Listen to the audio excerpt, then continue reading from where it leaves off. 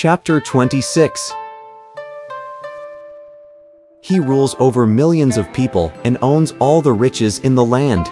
He has the privilege to meet whomever he wishes.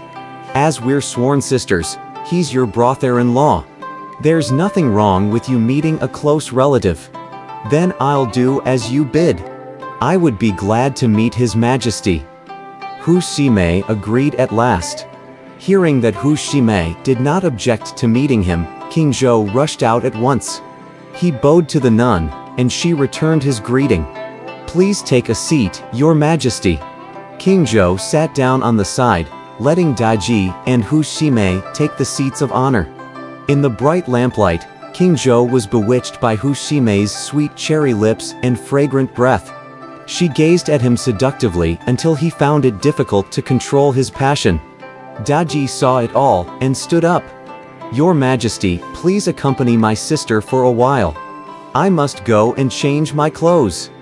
She excused herself. After Daji left, King Zhou poured Hu Shimei a cup of wine, fixing her with an amorous glance while the nun smiled and blushed. When the king passed her the cup, Hu Shimei reached out for it, murmuring, "You're too kind, Your Majesty." The king immediately seized the chance to fondle her wrist. Hu Shimei said nothing, and the king was ecstatic, his soul soaring to the heavens. As Hu Shimei offered no resistance, he became more audacious and proposed a stroll on the terrace. "As you wish, Your Majesty." They walked out arm in arm to enjoy the moon. The king ventured his hand on her shoulder, and she leaned on him enticingly. The king felt encouraged. "My dear fairy, won't you forsake your nunnery and live with your sister in the palace? You can enjoy wealth, power, and pleasure all year long and leave your bleak, lonely life behind. As life's so short, don't make yourself suffer like this. What do you think?"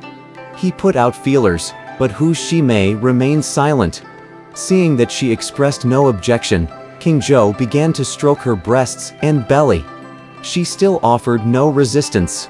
He seized her in his arms, carried her to a side court, laid her on a bed and fully indulged his passions. They were straightening their clothes when Daji reappeared, and saw Hu Shimei's disheveled hair and heaving breast. "What have you been doing to get yourself into this state?" Daji joked happily. "I won't deceive you," said King Zhou. "I just made love to Hu Shimei as predestined by heaven. Henceforth, the two of you will serve me together. I won't forget the great service you've done me by recommending her." He ordered another banquet, feasted, and then bedded down with them both. The adultery between the king and Hu Shimei was not known to the ministers beyond the palace. King Zhou cared nothing about his government but devoted himself entirely to Daji and Hu Shimei.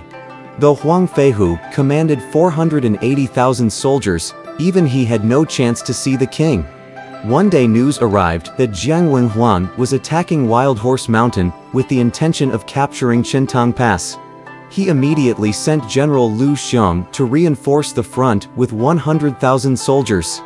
Ever since he obtained Hu Shimei, King Zhou spent day and night making love, drinking, and singing. One day, they were eating breakfast when Daji shrieked and fell to the ground, spitting blood. Her face turned purple. "In all her years with me, she's never had such an affliction. What's wrong with her today?" King Zhou cried, frightened to see his love in such a state. Hu Shimei replied with a sigh. "Oh, how awful it is. The old disease is attacking her." "How do you know it's an old disease, my beauty?" Back in Jizhou, she suffered often from heart attacks and nearly died. The doctor Zhang Yun cured her with a soup made from a human heart with 7 fine outlets. "Send for Dr. Zhang Yun at once," the king ordered. "Oh, that won't do, Your Majesty," cried Hu Shimei.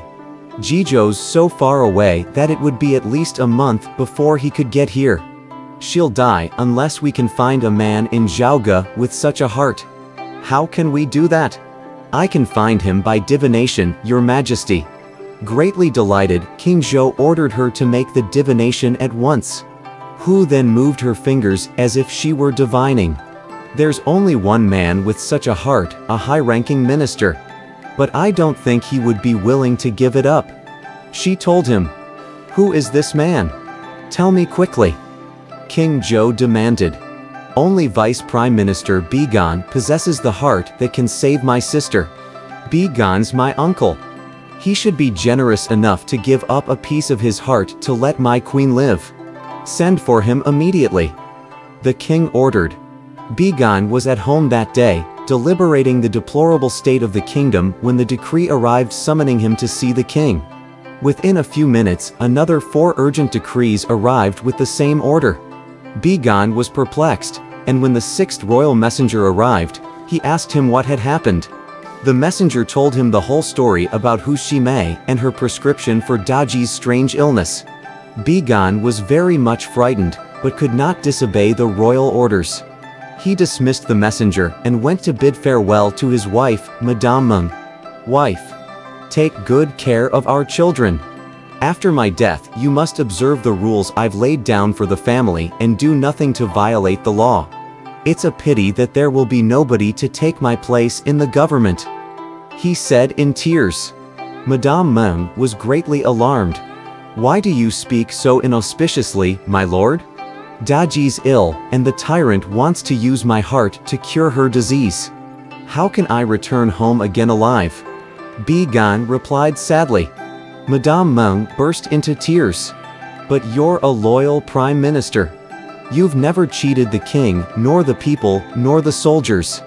You are innocent. How can you be sent to such a cruel death? His son Yu Zi, weeping, comforted him. Don't worry, father. Jiang Ziya said you would meet ill fortune and left that note in your study. He said it would help you out of harm in case of emergency. Bigan rushed to his study, found the note, and hastily read it through. Following the instructions, he burned the charm drawn on it and drank the ashes mixed with water. He then donned his robes and rode on horseback to the palace. The news spread quickly in the capital, and all the ministers were shocked. Bigan was met by Huang Feihu and many other ministers at the palace gate. They besieged him with questions as he dismounted. According to the royal messenger, he explained, His Majesty's in need of my heart to cure Daji. But I don't know the real reason. On the happy terrace, King Zhou told Bigan, Uncle, my queen's suffering from a serious heart disease. She can only be cured by a piece of flesh from a heart with 7 fine outlets. As you've got such a heart, you may lend me a piece of it. If she's cured, your merit will be unsurpassed. The heart is the major organ of the body. How can I live if my heart's damaged? Your mind is befuddled by wine and sex. If you finish me off, nothing will save the state. Bigan shouted angrily. King Zhou was furious. When the king demands your death, you must die. If you don't obey my orders, I'll order my guards to take your heart out by force. Daji, you cheap hussy. I'll feel no shame when I meet the deceased kings after my death. Bigan swore and called for a sword. When it was handed to him, he kowtowed towards the ancestral temple and wept. Royal ancestors, little did you know that your dynasty would perish at the hand of your 28th generation descendant. But it's not because I, your servant, was disloyal. There's nothing I can do anymore. He loosened his clothes and thrust the sword into his chest, opening a wide cavity. He reached his hand inside, pulled his heart out and threw it on the ground. Not a single drop of blood flowed from the wound. His face ashen, he straightened his robes and left the terrace without a word.